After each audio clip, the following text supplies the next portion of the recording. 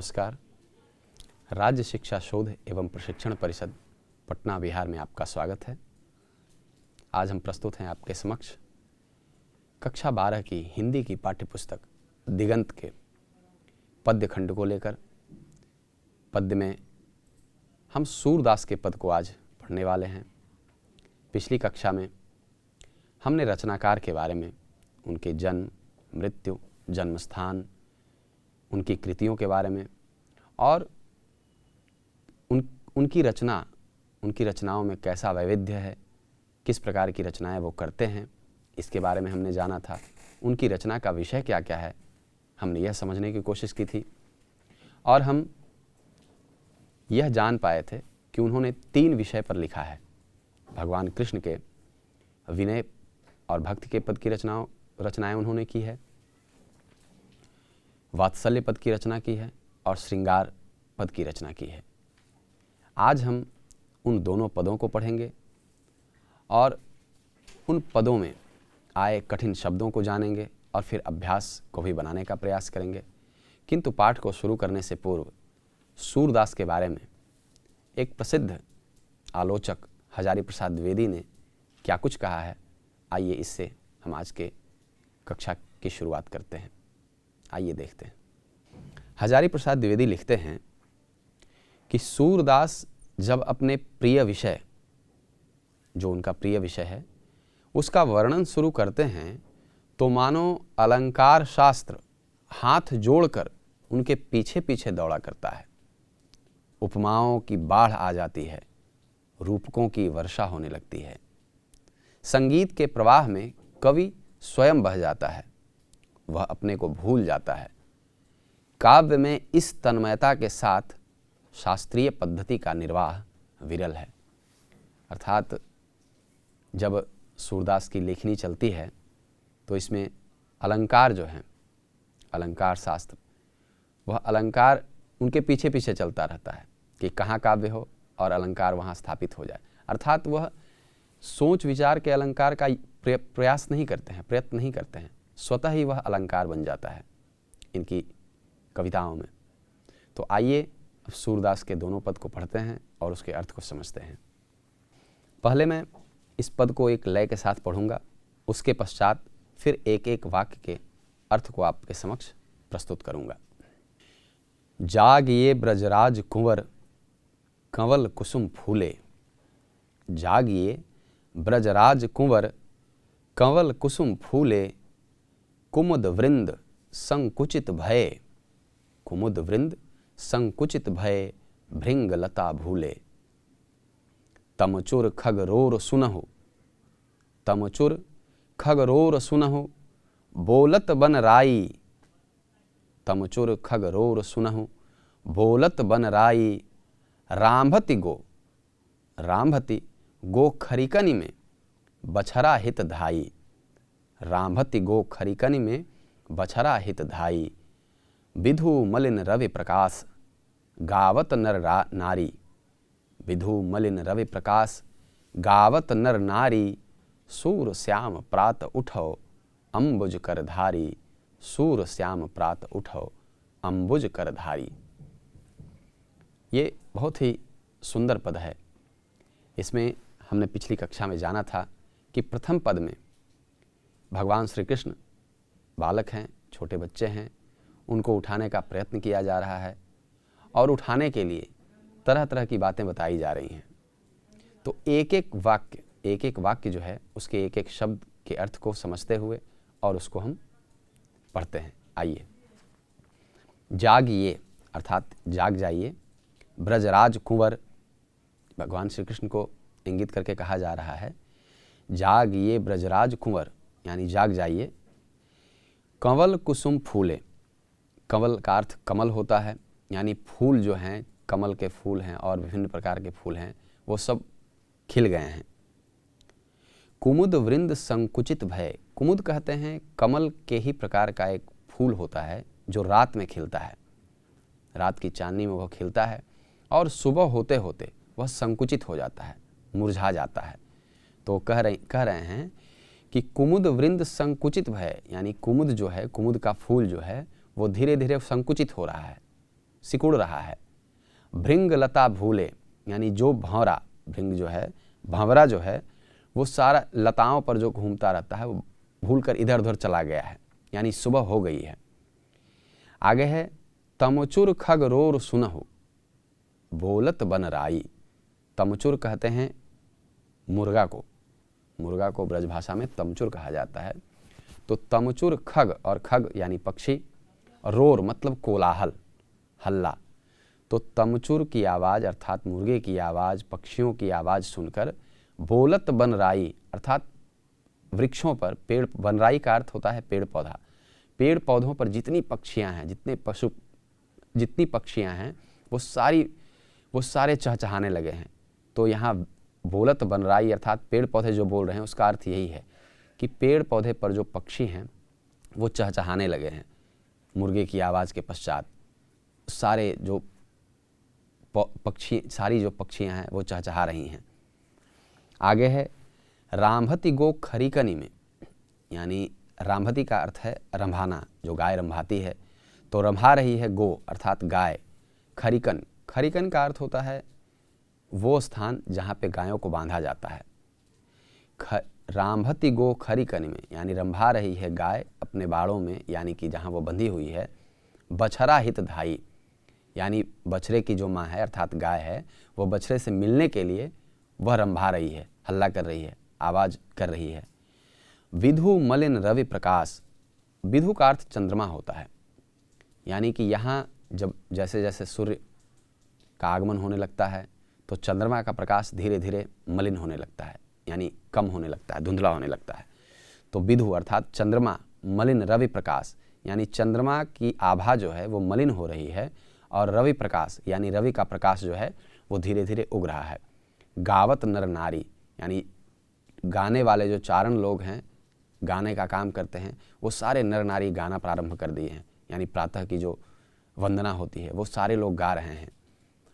सूर श्याम प्रात उठो, यानी सूरदास यह निवेदन कर रहे हैं कि हे श्याम प्रात उठो, यानी सुबह हो गई है, आप उठ जाएं। अंबुज करधारी, यानी जिन्होंने, यानी कृष्ण को अंबुज कर, अंबुज करधारी का अर्थ होता है, अंबुज अर्थात कमल, अंबु से यह शब्द बना है अंबुज, यानी पानी में रहने वाला कमल। तो अंबुज को अपने हाथ में धारण करने वाले हे श्याम, हे भगवान कृष्ण, आप सुबह हो गई है, अब आप उठ जाइए। यह इस पद की पूरी व्याख्या है। और इसमें उठाने की बात की जा रही है कि ये सारे काम हो गए हैं, अर्थात कमल फूल गया है, कमल खिल गया है, जो कमल के समान दूसरा फूल है वह संकुचित हो गया है, गाय रंभाने लगी है, मुर्गे बोल रहे हैं, पक्षियाँ बोल रही हैं, गाय अपने बछड़े से मिलना चाह रही है, और चंद्रमा जो हैं उनका प्रकाश मलिन पड़ रहा है, और भगवान सूर्य उदित हो रहे हैं और उनके प्रकाश से चारों तरफ आभा फैल रही है। तो अब हे हाथ में कमल को धारण करने वाले भगवान विष्णु के रूप, हे कृष्ण आप उठ जाइए, यह निवेदन किया जा रहा है। आइए अगला पद देखते हैं। इस पद का भी पहले मैं पाठ करूंगा, उसके पश्चात इसके एक एक वाक्य को हम समझेंगे। जेवत श्याम नंद की कनिया, जेवत श्याम नंद की कनिया, कछुक खात कछु धरन गिरावत, कछुक खात कछु धरन गिरावत, छवि निरखति नंद रनिया, कछुक खात कछु धरन गिरावत, छवि निरखति नंद रनिया। बरी बरा बेसन बहु भांतिनी, बरी बरा बेसन बहु भांतिनी, व्यंजन विविध अंगनिया, बरी बरा बेसन बहु भांतिनी, व्यंजन विविध अंगनिया। डारत खात लेत अपने कर, डारत खात लेत अपने कर, रुचि मानत दधि दुनिया, डारत खात लेत अपने कर, रुचि मानत दधि दुनिया। मिश्री दधि माखन मिश्रित करी, मिश्री दधि माखन मिश्रित करी, मुख नावत छवि धनिया। आपुन खात नंदमुख नावत, आपुन खात नंदमुख नावत, सो छवि कहत न बनिया। जो रस नंद जसोदा बिलसत, सो नहीं तिहु भुवनिया।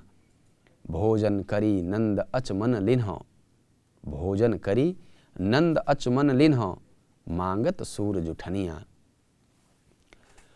तो यह जो पद है, इसमें नंद जी जो हैं वह भगवान कृष्ण को अपने जांग पर बैठाकर, गोद में बिठाकर और भोजन करवा रहे हैं, उसी का यह वर्णन है। आइए एक एक वाक्य को पढ़ते हैं, उसके अर्थ को समझते चलते हैं। जेवत श्याम नंद की कन्या, जेवत का अर्थ होता है भोजन, भोजन कराना यानी भोजन करते हुए।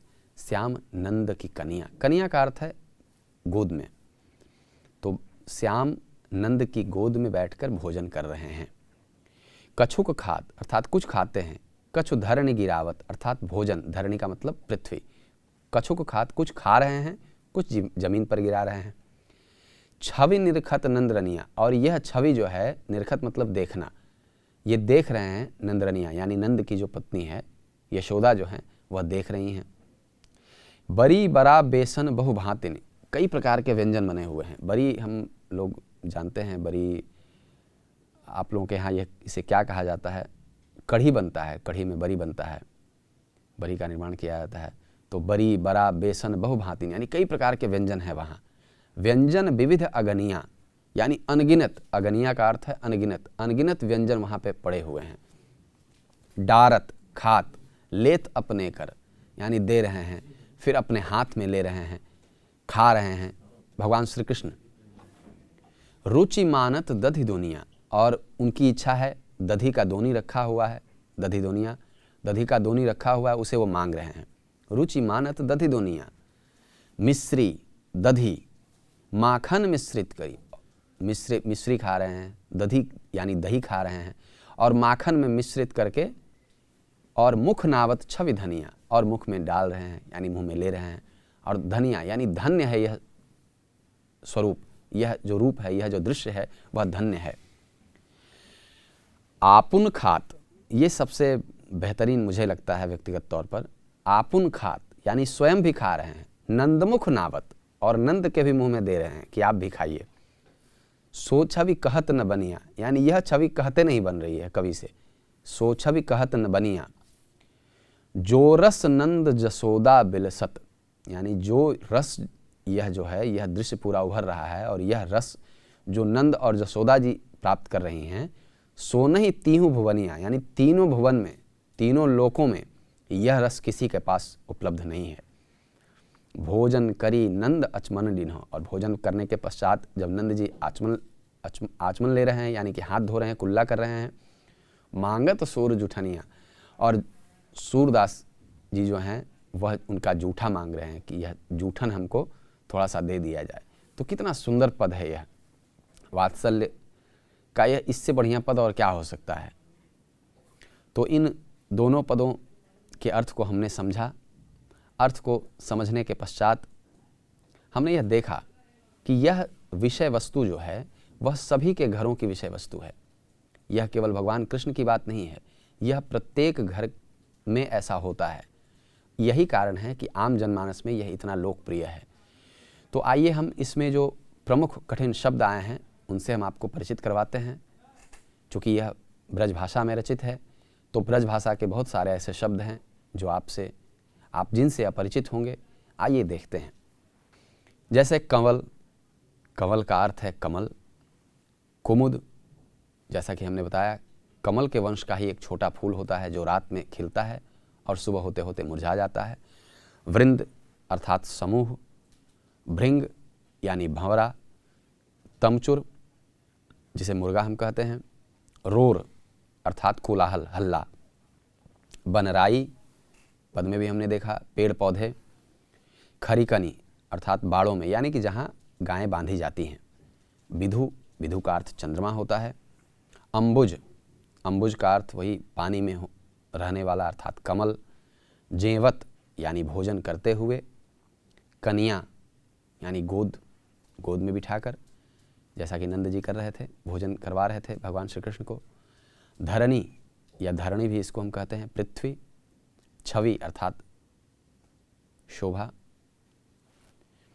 बरी यानी बड़ी बेसन से बना भोज्य पदार्थ है जिसे हम कढ़ी भी कहते हैं। अगनिया यानी अनगिनत। दधी दोनिया अर्थात दही की दोनी जिसमें दही रखा हुआ है। नावत अर्थात डालते हुए। और धनिया यानी कि धन्य।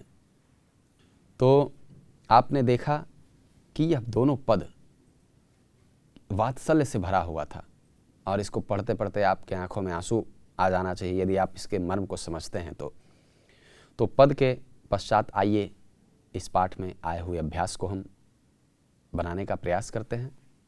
पहला प्रश्न है, प्रथम पद में किस रस की व्यंजना हुई है?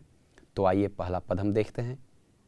यह पद है, जागिए ब्रजराज कुंवर कंवर कुसुम फूले, कुमुद वृंद संकुचित भय भृंग लता भूले, तमचुर खगरोर सुनहु बोलत बन राई, रामहति गो खरी कनी में बछरा हित धाई, विधु मलिन रवि प्रकाश गावत नर नारी, सूर श्याम प्रात उठव अम्बुज करधारी। यह इसमें वात्सल्य रस की प्रधानता है। हम जब रस का अध्ययन करेंगे तो हम जानते हैं कि श्रृंगार रस है। श्रृंगार रस में पहले भक्ति और वात्सल्य को श्रृंगार रस के अंतर्गत ही रखा जाता था, किंतु कालांतर में विद्वानों ने वात्सल्य और भक्ति ये दोनों अलग अलग रस कर दिया है। तो विद्वानों के द्वारा भक्ति और वात्सल्य रस को अलग कर दिया गया है, अर्थात भक्ति एक अलग रस है और वात्सल्य भी एक अलग रस है। तो यह पद जो है यह वात्सल्य रस का उत्कृष्ट उदाहरण है। अगले प्रश्न की ओर बढ़ते हैं। गायें किस ओर दौड़ पड़ी? हमने अभी तुरंत पद पढ़ा है। सुबह प्रातः होने के पश्चात गायें जो हैं अपने बछड़ों से, अपने बच्चों से मिलने के लिए जो बाड़े में बंधे हुई है वह जाना चाह रही है अपने बच्चों के पास, क्योंकि रात में उन्हें अलग बांधा जाता है, हम सभी जानते हैं। तो जैसे ही प्रातः होता है, प्रातः की वेला होती है, सुबह होती है, गायें चाहती हैं कि वह अपने बछड़ों से मिले, बच्चों से मिले। और प्रश्न के अनुसार गायें बाड़ों में जाना चाहती हैं, यानी जहाँ उन्हें बांधा जाता है या जहाँ बच्चे हैं उनके, वहाँ जाना चाहती है। अगले प्रश्न की ओर बढ़ते हैं। प्रथम पद का भावार्थ अपने शब्दों में लिखें। यह प्रश्न मैं आप लोगों पर छोड़ता हूँ। इस पद का भावार्थ मैंने आपको अर्थ बताया है। अब आप इसके भावार्थ को अपनी कॉपी में, उत्तर पुस्तिका में आप लिखें और अपने शब्दों में लिखें, यानी आपकी जो समझ बनी है वही लिखनी चाहिए। अगला प्रश्न, पठित पदों के आधार पर सूर के वात्सल्य वर्णन की विशेषताएं लिखिए। तो छात्रों, दोनों पद जो हमने पढ़ा, इन दोनों पदों में वात्सल्य रस की अभिव्यंजना हुई है, यानी वात्सल्य रस का उत्कृष्ट उदाहरण हम इसे कह सकते हैं। वात्सल्य रस में बच्चे की नटखट लीलाएं, छोटी छोटी, चाहे उनका चलना हो, गिरना हो, संभलना हो, उनका माखन खाना हो, या उठने के क्रम में उनसे जो अनुनय विनय किया जा रहा है, या फिर यदि हम बात करें उनके भोजन करने की, जैसा कि दूसरे पद में हमने देखा, उनके भोजन करने के क्रम में वह खुद भी खाते हैं, नंद जी को भी खिला रहे हैं, कभी दही की दोनी मांग रहे हैं। ये सारी चीज़ें, ये सारे दृश्य जो हैं वह वात्सल्य रस के उदाहरण हैं। अतः इन दोनों पदों में वात्सल्य रस की अभिव्यंजना हुई है, इस बात को हम स्पष्टतः देखते हैं। आइए अगले प्रश्न की ओर बढ़ते हैं। कृष्ण खाते समय क्या क्या करते हैं? जैसा कि हम बात कर रहे हैं लगातार कि कृष्ण खाने के दौरान कभी स्वयं खाते हैं, कभी कुछ धरती पर गिरा रहे हैं, खुद से, छोटे बच्चे में यह लालसा होती है कि वह खुद से सारा काम करना चाहता है, वह हाथ में लेते हैं, कभी माखन को मिश्री से मिला रहे हैं, कभी दधी की जो कटोरी है वह मांग रहे हैं, खुद खा रहे हैं, नंद जी के भी मुख में डाल रहे हैं, और जितने व्यंजन हैं उन सभी को बारी बारी से वो पकड़ना चाहते हैं, खाना चाहते हैं। तो ये सारी कृष्ण की ये लीलाएं हैं जो इस पद में इस प्रकार से सूरदास जी ने हमारे सम्मुख रखा है। अगला प्रश्न है, सूर ने वात्सल्य के साथ साथ श्रृंगार का अपूर्व चित्रण किया है। उनका भ्रमर गीत हिंदी साहित्य की अमूल निधि के रूप में स्वीकृत है। भ्रमर गीत का वर्ण विषय क्या है? देखिए, आप को यह जानना चाहिए कि सूरदास की अमूल्य निधि है भ्रमर गीत। भ्रमर गीत में यदि हम बात करें तो निर्गुण भक्ति धारा जो चल रही थे उस पर सगुण का आरोपण, यही है यह भ्रमर गीत। इसमें आप एक संक्षिप्त परिचय मैं आपको दे दूं कि उद्धव जी जो हैं वह निर्गुण के प्रतीक हैं। वह ज्ञान देने जाते हैं गोपियों को कि कृष्ण की चाह रखना या उनके बारे में सोचना आप बंद कर दें। मैं यही संदेश लेकर आया हूँ। भ्रमर गीत में उद्धव जी को उदाहरण स्वरूप रखा गया है निर्गुण का, और उस पर जब गोपियाँ तर्क वितर्क करती हैं अपने प्रेम को लेकर, यानी सगुण भक्ति धारा कहीं ना कहीं दिखाने का प्रयास सूरदास जी ने किया है। सगुण भक्ति धारा कैसे बेहतर है जो पुष्टि मार्ग में कहा गया है, वही उसका आरोपण इसमें किया गया है। यानी निर्गुण भक्ति धारा से हटकर सगुण भक्ति की तरफ हम कैसे आएं, यही समझाने का प्रयास भ्रमर गीत में किया गया है। हम चाहेंगे कि आप अपने शिक्षक की सहायता से भ्रमर गीत के बारे में और अधिक जानकारी प्राप्त करें। आइए अगले प्रश्न की ओर बढ़ते हैं। काव्य सौंदर्य स्पष्ट करें। पहला है, कछुक खात कछु धरण गिरावत, छवि निरखति न निरनिया। यानी स्पष्ट है, यह हमारे पाठ्यपुस्तक दिगंत के सूरदास के द्वारा रचित पद से लिया गया है। इसमें कवि यह कहना चाहते हैं कि कृष्ण भगवान जो खाना खा रहे हैं, भोजन कर रहे हैं, वह कुछ खा रहे हैं और कुछ धरती पर गिरा रहे हैं, और यह छवि जो बन रही है, इस छवि को देखकर जो नंद की रानी है अर्थात यशोदा जी हैं, वह फूले नहीं समा रही हैं। यह इसका अर्थ है। अगले पद की ओर बढ़ते हैं। भोजन करी नंद अच मन लीन है, मांगत सूरज उठनिया। इस पद में भक्ति का एक प्रकार है, भक्ति की एक तरह से पराकाष्ठा हम कहते हैं।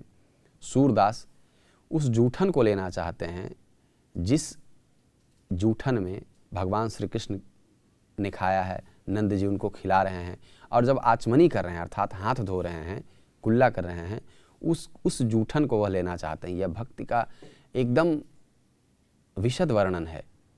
ये सूरदास जी के भक्ति का यह अद्भुत उदाहरण है। इसे हम इस पद में देख सकते हैं। आइए अंतिम पद की ओर बढ़ते हैं। आपुन खात नंदमुख नावत, सोछवि कहत न बनिया। यह पद मुझे बहुत प्रिय है। इसमें यह कहा गया है कि आपुन खात अर्थात स्वयं भी खा रहे हैं, नंदमुख नावत, और नंद के भी मुख में दे रहे हैं। भगवान श्री कृष्ण अपने हाथ से स्वयं भी खा रहे हैं और नंद जी के भी मुख में उन्हें भी खिलाने का प्रयास कर रहे हैं। सोछवि कहत न बनिया। और यह दृश्य ऐसा है जिसका वर्णन करना बहुत आसान नहीं है, बहुत मुश्किल है। तो सोछवि कहत न बनिया, आपुन खात नंदमुख नावत, सोछवि कहत न बनिया। यानी यह अवर्णनीय है, यानी वर्णन करने योग्य नहीं है। अभ्यास के पश्चात आइए हम देखते हैं कि इस पाठ में व्याकरण में किन किन चीज़ों की चर्चा की गई है भाषा की बात में। आइए देखते हैं। निम्नलिखित शब्दों से वाक्य बनाएं। यह मैं आप पर छोड़ता हूँ, इन शब्दों से आप वाक्य बनाएं अपने घर में। मलिन, रस, भोजन, रुचि, छवि, दही और माखन। अगला है, निम्नलिखित शब्दों के पर्यायवाची दें। जैसे धरणी, तो धरणी अर्थात धरती है, इसके लिए उर्वी का भी इस्तेमाल हम करते हैं, या धरती भी आप कह सकते हैं। रवि अर्थात सूर्य या दिनकर भी कह सकते हैं हम। अंबुज अर्थात कमल या पंकज या अरविंद भी हम कहते हैं, और कमल का जैसा मैंने भी बताया। इसके पश्चात अगला प्रश्न है, निम्नलिखित शब्दों के मानक रूप लिखें। देखिए, ये ब्रज भाषा में लिखा गया है, अतः ब्रज भाषा से मानक हिंदी बनने में एक लंबी पीढ़ी आई है। तो इस बदलाव में मानक जो हिंदी में प्रयुक्त होता है शब्द, उसको हम लिखेंगे। जैसे धरणी, तो इसके लिए धरती का हम प्रयोग करते हैं। गो अर्थात गौ या गाय। कंवल अर्थात कमल। विधु, विधु है, विधु का अर्थ चंद्रमा होता है, चंद्रमा आप लिखेंगे। श्याम यानी श्याम तालव्य श से। प्रकाश, ये दंत स है, जबकि यहाँ प्रकाश होना चाहिए। बनराई, इसके लिए वृक्ष या पेड़ पौधे शब्द का इस्तेमाल आप कर सकते हैं। निम्नलिखित शब्दों के विलोम लिखिए।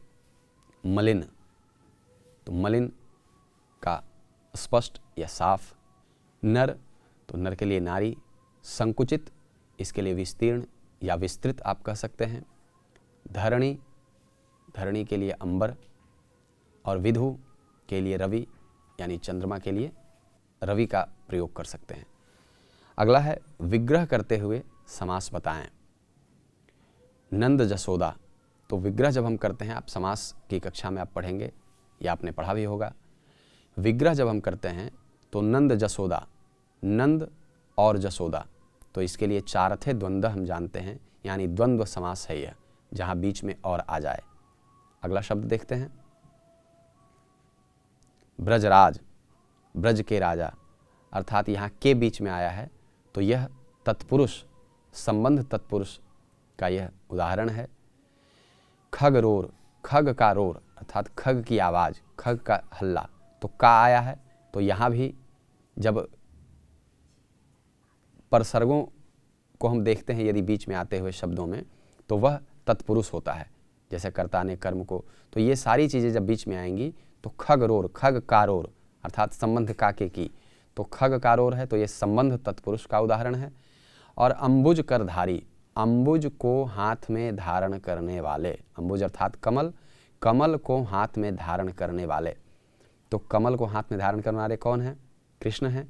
तो जब अर्थ कुछ और निकले, अंबुज को तो कोई भी हाथ में धारण कर सकता है, लेकिन रूढ़ शब्द कोई और हो जाए, अंबुज करधारी के लिए विष्णु जब होता है, तो ऐसी स्थिति में वह बहुव्रीहि समास होता है। तो यह बहुव्रीहि समास का उदाहरण है। तो आशा करते हैं कि आपको यह पाठ पढ़कर अच्छा लगा होगा। आप सूरदास जी के इस भाव में खो गए होंगे, और हम इसी प्रकार अगली कक्षा में आपसे फिर मिलेंगे अगले पाठ के साथ। तब तक के लिए अपने अध्ययन को जारी रखिए और स्वस्थ रहिए। नमस्कार।